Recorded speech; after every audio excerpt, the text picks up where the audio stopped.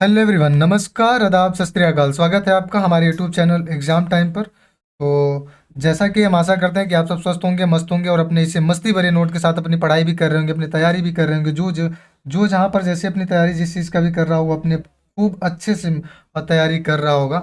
तो हम उम्मीद के साथ, इसी उम्मीद के साथ आपके सामने फिर से उपस्थित हुए हैं वीकली करंट अफेयर्स को लेकर के। जो हमारा वीकली करंट अफेयर्स 6 फरवरी से लेकर के 13 फरवरी तक है।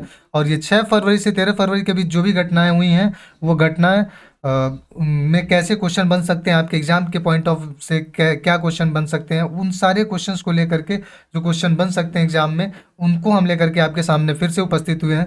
और ये जो हमारा करंट अफेयर्स है, ये कहाँ कहाँ यूजफुल है, अगर इसकी बात करें तो करंट अफेयर्स हमारा जो भी कम्पिटिटिव एग्जाम जहाँ पर भी करंट अफेयर्स पूछा जाता होगा, वहाँ सब उन सब जगह पर ये करंट अफेयर्स हेल्पफुल होगा। और ये मेनली अगर ये हमारे चैनल की बात करें, हमारे चैनल एंट्रेंस के बेसिस पे ही है, तो मेनली जिस किसी भी यूनिवर्सिटी के में आप दाखिला लेने के लिए अपनी तैयारी कर रहे होंगे, अगर उसमें करंट अफेयर पूछा जा रहा होगा, तो ये वीडियो और ही ज़्यादा, बहुत ही ज़्यादा हेल्पफुल होने वाला है उन स्टूडेंट्स के लिए जो एंट्रेंस के लिए तैयारी कर रहे होंगे। जैसे कि एंट्रेंस में सी यू सेट जहाँ भी अप्लाई हुआ हो, या BHU में एडमिशन लेने के लिए, चाहे BCom, BA, BSc, DU, AU, जो भी जितनी यूनिवर्सिटी, मेजर यूनिवर्सिटीज़ हैं जहाँ पर करंट अफेयर्स पूछा जाता है उनके एंट्रेंस एग्जाम में, उन सब के लिए ये वीडियोज़ बहुत ही ज़्यादा हेल्पफुल होने वाला है। तो चलिए स्टार्ट करते हैं हम अपने आज के इस वीकली करंट अफेयर्स को। जो पहला क्वेश्चन आपको दिख रहा होगा, ये पहला क्वेश्चन आपको कुछ यहाँ पे लिखा हुआ दिखाई दे रहा होगा, क्योंकि ये कुछ एरर आने की वजह से ये आपको ये दिख रहा होगा। तो उस वजह से अब इसको हम क्लीन करके फिर से आपके सामने रखते हैं, क्या चीज़ है, फिर से कुछ टेक्निकल इशू के कारण। तो फिर से ये पहला क्वेश्चन जो हमारा आपके आपके सामने हमने रखा, क्या रिसेंटली, पहला क्वेश्चन है, recently prime minister Narendra Modi has recently 2016 feet tall statue of equality in which city. Prime minister ने, आपने हाल ही में सुना होगा न्यूज़ के माध्यम से, चाहे किसी भी सोशल मीडिया के थ्रू, कि नरेंद्र मोदी ने हाल ही में क्या अनावरण, एक मूर्ति का अनावरण किया। वो किसकी मूर्ति थी? तो पहले तो वो मूर्ति थी रामानुजाचार्य की, जो कहाँ से भी, कहाँ पे स्थापित किया ये, कहाँ पे अनावरण किया, तो इसकी बात करें तो हैदराबाद में अनावरण किया। कितनी फीट हाइट है उस स्टैचू की? तो स्टैचू की हाइट है 216 फीट की। और ये एक चीज़ ध्यान रखिएगा कि उस मूर्ति का जो नाम, स्टैचू जो दिया गया, उसका नाम क्या है? Statue of equality. और स्टैचू ऑफ इक्वलिटी क्यों बोला जा रहा है, इसके बारे में हम कुछ बात कर लेते हैं। स्टैचू ऑफ इक्वलिटी, स्टैचू को क्यों बोला जा रहा है? हाल ही में आप स्टैचू ऑफ यूनिटी का भी मतलब सुने होंगे कि स्टैचू ऑफ यूनिटी का भी स्थापना हुआ है, तो उससे रिलेटेड आपको इन्फॉर्मेशन होगी, उसके बारे में हम बात नहीं करेंगे। पर आज हम स्टैचू ऑफ इक्वलिटी, क्यों उस मूर्ति का नाम दिया गया, क्यों क्यों रामानुजाचार्य की स्टैचू को स्टैचू ऑफ इक्वलिटी का नाम दिया गया, तो उस पर बात कर लेते हैं। स्टैचू ऑफ इक्वलिटी का उनका नाम इस वजह से दिया गया है क्योंकि वो एक फिलोसफर ऐसे थे कि जिन्होंने सोशल रिफॉर्म के थ्रू बहुत सारी ऐसी एक्टिविटीज़ करी जो समाज में बहुत ही ज़्यादा हेल्पफुल रही। जैसे कि अगर आप देखा जाए तो पुराने ज़माने में अगर आप जाएंगे तो जो माइनॉरिटीज़ के लोग थे, जो जनजातियाँ थे, अनुसूचित जाति, ये जितनी जातियाँ थीं जो निचले कास्ट में बिलोंग करती थीं, उनको हर तरह की पाबंदी लगाई जाती थी। जैसे कि मंदिरों में जाने से, या कहीं वेल टैब, या मतलब कहीं इंस्टीट्यूशन, कहीं पर मतलब ऐसे जगह जाने पर जहाँ पर उच्च उच्च कोटि के लोगों का आगमन हो, वहाँ पर जाने से उन लोगों को रोक लगाई जाती थी। तो ये रामानुजाचार्य जो थे, इन्होंने एक सोशल रिफॉर्म लाया, जो कि एक ऐसा मुहिम चलाया जिसके द्वारा जो माइनॉरिटीज़ के लोग थे उनके लिए बहुत ही ज़्यादा हेल्पफुल हुआ कि वो जो मंदिर थे, या जो मंदिर थे वहाँ पर उनको एंट्रीज मिलनी शुरू हुई। तो इस वजह से स्टैचू ऑफ इक्वलिटी, यानी ये सबको समानता की बात को लेकर के ये एक मोटिव रखते थे, इस वजह से इनको इस स्टैचू ऑफ इक्वलिटी का नाम दिया गया। और ये मूर्तियाँ बनाई क्यों जाती है इतने पैसे? आपके दिमाग में ये भी क्वेश्चन आ रहा होगा कि ये मूर्ति इतने पैसे लगा करके बनाई क्यों, इसके जगह पे रोड चाहे और भी इंफ्रास्ट्रक्चर की बात क्यों नहीं करती गवर्नमेंट? तो ऐसा है, ये बात, ये चीज़ ध्यान रखिए कि ये इस वजह से करती है गवर्नमेंट, ताकि ये जो हमारी एंशियंट चीज़ें उनको रिवाइव, मतलब एक तरह से रिकॉल किया जा सके, उनके बारे में हमको नॉलेज हो कि वो क्या क्या किए थे, क्यों मतलब उनको याद किया जा रहा है, ये सारी चीज़ें इन्फॉर्मेशन के लिए, ताकि लोग उनको ना भूलें, उनकी क्या मोटिव रहती है। ये सारी चीज़ों की वजह से गवर्नमेंट इन सब चीज़ों पे खर्च करती है। अब एक चीज़ में कुछ छोटा छोटा फैक्ट है, उसको थोड़ा सा जान लेते हैं कि इनका जन्म की बात करें तो 1017 सन जो है, उसमें हुआ था, 1017 में। और इनका 1000 साल पूरा होने जा रहा है, इस वजह से इस मूर्ति को इस्टेब्लिश किया गया। और इसमें एक फैक्ट ये देखा गया कि इसमें अधिकतर 9 नंबर का जो काउंट है, 9 नंबर जो है, इस नंबर का बहुत ही ज़्यादा प्रयोग किया गया है। मतलब कहने का मतलब क्या है कि 9 नंबर का प्रयोग क्यों ज़्यादा किया, इसका क्या सेंस निकल रहा है। तो जैसे कि उसमें उनके जो डंडे की हाइट है, जो दंड है उसमें डंडा उनका जो है वो 108, मतलब 108, 108 फीट की हाइट जो रखी गई है वो डंडे की रखी गई है। तो वो ये सॉरी 108 नहीं, 135, 135 रखा गया है, 135। तो ये इसको भी अगर ऐड करेंगे तो आप देखिए 9 आ रहा है। इसी वजह से हम बोल रहे हैं कि 9 नंबर का प्रयोग बहुत ज़्यादा उनके स्टैचू में किया गया। जैसे कुछ और देखें, उनके उनकी ज़मीन से लेकर के अगर हाइट की बात करेंगे तो 216 फीट की होगी, पर उनकी एक्चुअल जो मूर्ति है अगर उसकी बात करें, उसकी हाइट तो 108। इसको भी अगर आप ऐड करें तो ये देखिए, ये भी 9, अगर इसको भी आप ऐड करेंगे तो ये भी 9। मतलब 9 नंबर का आप हर जगह देखें तो प्रयोग ज़्यादा हुआ है।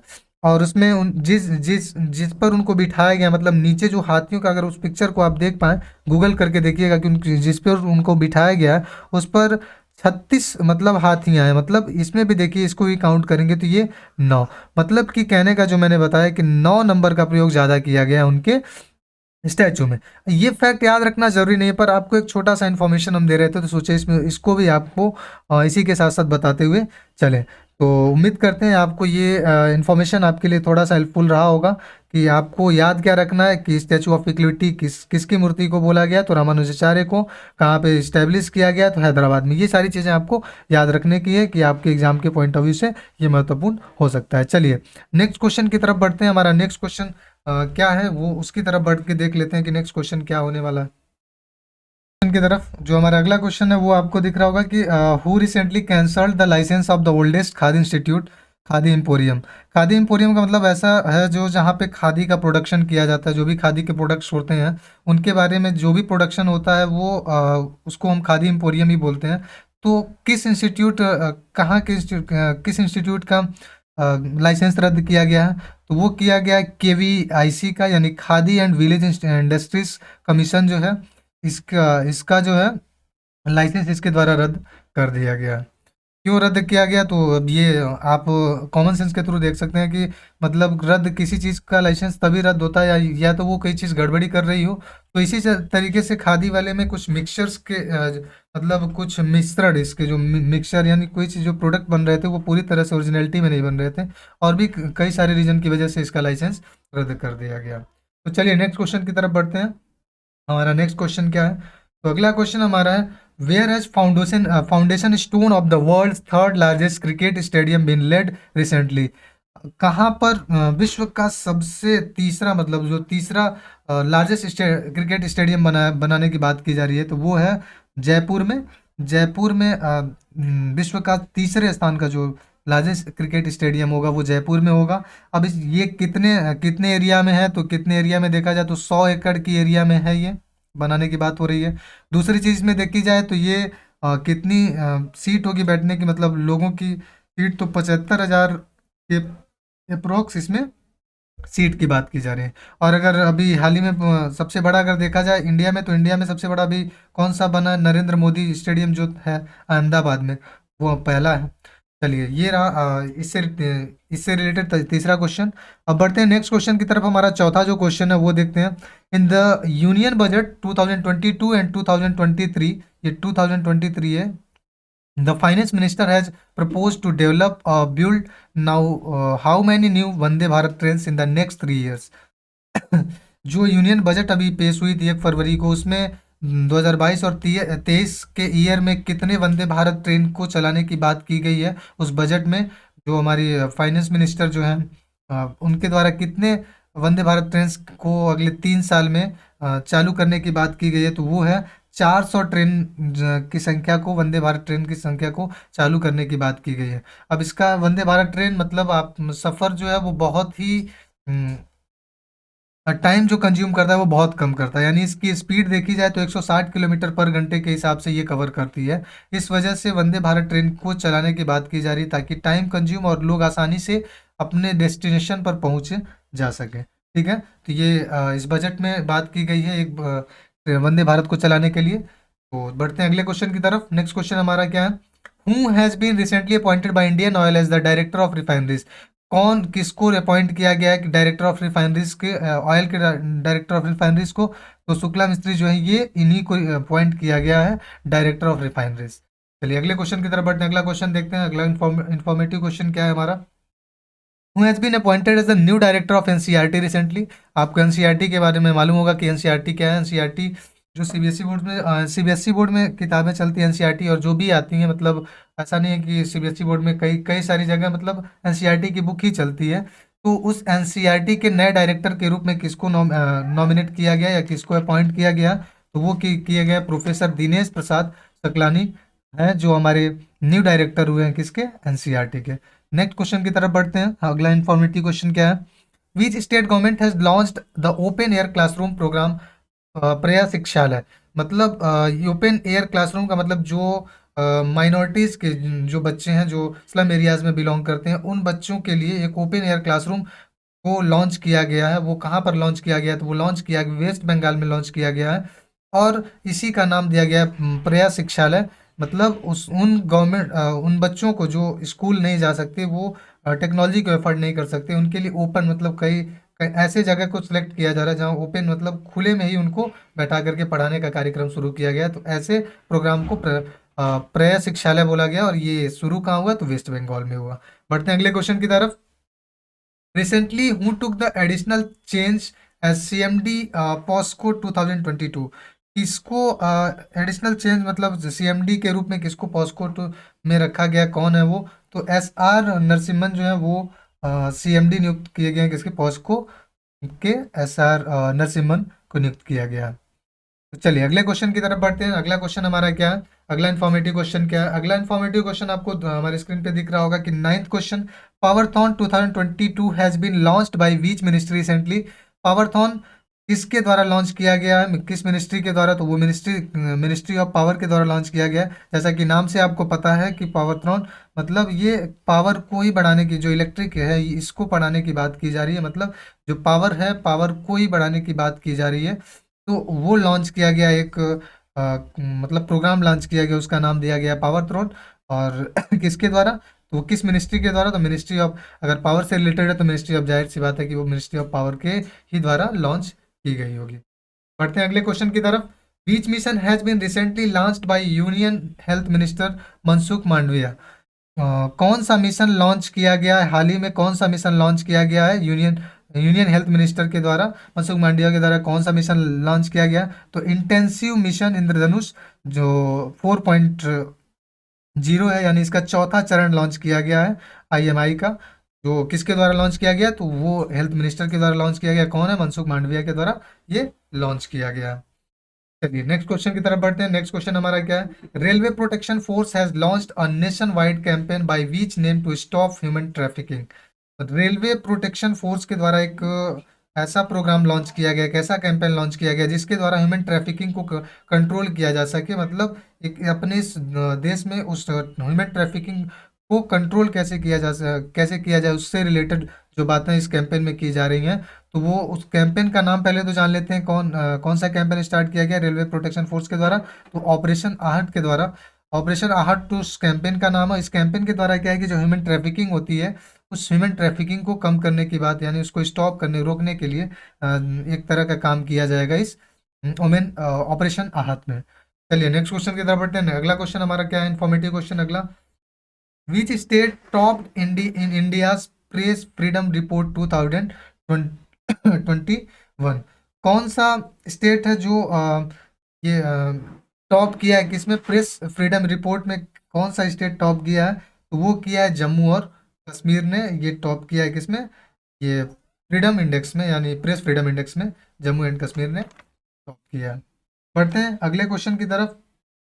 Who has taken over the director of Vikram Sarabhai space centre VSSC recently? किसको विक्रम साराभाई स्पेस सेंटर का डायरेक्टर नियुक्त किया गया? तो वो है डॉक्टर एस यूनिकृष्ण नैयर, जो है नैयर, इनको डायरेक्टर नियुक्त किया गया। किसका डायरेक्टर नियुक्त किया गया? ये डायरेक्टर किसके नियुक्त किए गए? तो ये किए गए हैं विक्रम साराभाई स्पेस सेंटर, जो इस स्पेस सेंटर के अधीन जो भी कार्य होते होंगे उसके डायरेक्टर के रूप में इनको यूनिकृष्ण नैयर को नियुक्त किया गया एज ए डायरेक्टर। ठीक है, बढ़ते हैं अगले क्वेश्चन की तरफ। Which state has sign an MoU with space social alpha to develop clean energy technology. तो कौन सा स्टेट अभी एमओयू साइन किया है सोशल अल्फा को डेवलप करने के लिए, ताकि क्लीन एनर्जी टेक्नोलॉजी जो डेवलप हो सके, वो किस स्टेट के द्वारा किया गया है? तो आप ये ऐसे ही जान लीजिए कि मतलब जो लिटरेसी रेट जिस स्टेट में ज़्यादा है उसी स्टेट के द्वारा ये एनर्जी टेक्नोलॉजी का जो सोशल अल्फा डेवलप किया गया है, एनर्जी टेक्नोलॉजी जो लॉन्च की गई है, वो केरला के द्वारा किया गया है। ठीक है, तो बढ़ते हैं अगले क्वेश्चन की तरफ। अगला क्वेश्चन क्या है? Which state has celebrated Kanchot festival recently. किस स्टेट ने अभी हाल ही में, स्टेट तो नहीं बोलेंगे, यूनियन मानिए, तो ये किसके द्वारा शुरू किया गया, किस स्टेट में ये फेस्टिवल चल रहा है कंचोट? तो ये चल रहा है जम्मू और कश्मीर में, ये फेस्टिवल सेलिब्रेट किया जा रहा है कंचोट। ठीक है, बढ़ते हैं नेक्स्ट क्वेश्चन की तरफ। Recently who has been made the brand ambassador of Uttarakhand state. किसको ब्रांड एम्बेसडर नियुक्त किया गया उत्तराखंड का? तो वो है अक्षय कुमार। अक्षय कुमार को नियुक्त किया गया है एज एम्बेसडर ऑफ उत्तराखंड।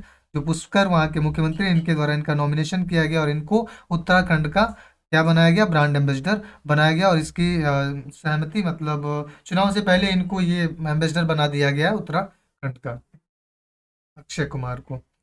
अगला question, when is the international day of women and girls in science observe. ये क्वेश्चन बहुत ही इंपॉर्टेंट है आपके एग्जाम के पॉइंट ऑफ व्यू से, कि कब international day of women and girls science observe किया जाता है। तो ये 11 फरवरी को किया जाता है, क्योंकि ये इंटरनेशनल लेवल पे पूछ रहा है, इंटरनेशनल लेवल पे कब वुमेन और गर्ल्स को साइंस ऑब्जर्व मनाया जाता है। ये इस वजह से ये क्वेश्चन इंपॉर्टेंट बहुत ज़्यादा हो जाता है आपके एग्जाम के पॉइंट ऑफ व्यू से।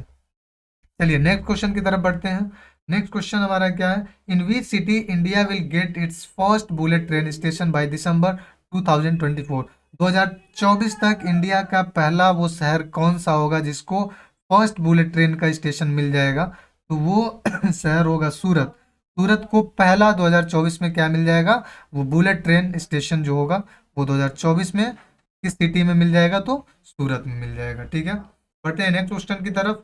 नेक्स्ट क्वेश्चन हमारा है, who has been appointed as the new chief justice of Madras high court recently. किसको नए चीफ जस्टिस के रूप में नियुक्त किया गया मद्रास हाई कोर्ट के? किसको नियुक्त किया गया? तो वो है मुंशीवर नाथ भंडारी। इन्हीं को क्या, कहाँ का चीफ जस्टिस नियुक्त किया गया? तो मुंशीवर नाथ भंडारी को मद्रास हाई कोर्ट का क्या नियुक्त किया गया है? चीफ जस्टिस मद्रास का नियुक्त किया गया, मद्रास हाई कोर्ट का। बढ़ते हैं नेक्स्ट क्वेश्चन की तरफ। अगला क्वेश्चन हमारा क्या है वो देख लेते हैं। Recently the central government has decided to continue which scheme for the next 5 years. ये भी एग्जाम के पॉइंट ऑफ व्यू से इंपॉर्टेंट हो सकता है कि किस स्कीम को गवर्नमेंट ने अगले 5 साल के लिए उसको बढ़ा दिया है। वो कौन सी स्कीम है? तो वो है RYSK। मतलब ये जो कृषि से रिलेटेड है उसको, कृषि से नहीं बोल सकते, RYSK जो हमारी स्कीम है वो उसको अगले 5 साल के लिए सेंट्रल गवर्नमेंट ने क्या कर दिया, उस स्कीम को आगे बढ़ा दिया है। ठीक है, अगले क्वेश्चन की तरफ बढ़ते हैं। Which union territory has the become the first union territory to be amalgamated with NSWS recently. किस यूनियन टेरिटरी में फर्स्ट यूनियन टेरिटरी का NSWS रिसेंटली हुआ है? कहाँ पे हुआ है ये? तो हुआ है जम्मू कश्मीर में। यूनियन टेरिटरी को अमेलगमेटेड NSWS के द्वारा ये घोषित किया गया, किसको? जम्मू कश्मीर को। ठीक है, मतलब ये यूनियन टेरिटरी एक ऐसा है जो पहला यूनियन टेरिटरी है जिसको NSWS के द्वारा ये जम्मू और कश्मीर को बोला गया। ठीक है, तो चलिए नेक्स्ट क्वेश्चन की तरफ बढ़ते हैं। नेक्स्ट क्वेश्चन क्या है? Who has been named as the president of Pfizer India recently. इसे फाइजर का प्रेसिडेंट नियुक्त किया गया है। तो प्रदीप शाह को क्या नियुक्त किया गया? इनको हाल ही में इनको नियुक्त किया गया प्रेसिडेंट, अब जो कि इस टाइम कोविड के टाइम में बहुत ही ज़्यादा पैसा क्या अर्न कर रही है ये कंपनी। तो इनको as a director, as a president नियुक्त किया गया, किसको? प्रदीप शाह को। बढ़ते हैं अगले क्वेश्चन की तरफ। Where has the world's largest igloo cave been built recently. Igloo का मतलब क्या, कि जो बर्फ का घर बनता है उसको इग्लू बोलते हैं, जो बर्फ के घर बनाए जाते हैं उसको इग्लू बोलते हैं। तो इग्लू केव कहाँ पे बनाया गया हाल ही में? तो सर्दी का टाइम चल रहा है, तो गुलमर्ग में इग्लू केव बनाया गया है हाल ही में, रिसेंटली में इग्लू केव बनाया गया, मतलब वहाँ लोग आसानी से ठहर सकते हैं, खाना पीना अपना कर सकते हैं। और वो पूरा जो बनाया गया वो किससे बना हुआ है? वो बना है बर्फ से बना हुआ है। चलिए नेक्स्ट क्वेश्चन, यानी लास्ट क्वेश्चन आज का। Who has been appointed as the new chairman of SSC recently? तो किनको एसएससी जो एग्जाम एसएससी के जो होते हैं उनको कौन नए चेयरमैन के रूप में एसएससी के कौन नए चेयरमैन के रूप में नियुक्त किए गए हैं? तो वो हैं एस किशोर, जिनको चेयरमैन नियुक्त किया गया, किसके? एसएससी का चेयरमैन नियुक्त किया गया। तो ये सारे क्वेश्चन रहे आज के हमारे। इस वीक में जितनी घटनाएं घटित हुई उनसे रिलेटेड जो एग्जाम में क्वेश्चन पूछे जा सकते हैं, उनसे रिलेटेड ये क्वेश्चंस रहे और उनके आंसर्स हमने आपसे डिस्कस किए। अब कुछ जो एनालिसिस टाइप के क्वेश्चन थे उनको हम एनालिसिस किए। अब आपके लिए, आपके लेवल में वन लाइनर क्वेश्चन ही होते हैं, तो वन लाइनर क्वेश्चन को इन्फॉर्मेटिव क्वेश्चन के रूप में डिस्कस करते हुए हम उस पर एज ए क्वेश्चन पढ़ते हुए उनके आंसर्स, उनसे रिलेटेड जो भी छोटी मोटी चीज़ें थी उनको बताते हुए हम आगे बढ़ गए। तो उम्मीद करते हैं आपको ये वीडियो अच्छा लगेगा, और आपको अगर अच्छा लगे तो लाइक, कमेंट, और चैनल पे नए हो तो सब्सक्राइब भी कर दीजिए। और अगर आपको हमारे कोर्स में जुड़ना है तो आप हमारे दिए गए कॉन्टैक्ट नंबर पर कांटेक्ट करके हमारे कोर्सेज से रिलेटेड इंक्वायरी कर सकते हैं। तो तब तक के लिए आप अपना ध्यान रखिए, बड़ों का सम्मान करिए, छोटों को प्यार दीजिए, और अपने परिवार में सबका ध्यान रखते हुए, अपना भी ध्यान रखते हुए अपनी तैयारी को सुचारू रूप से करते हुए आगे बढ़िए। तब तक के लिए थैंक यू।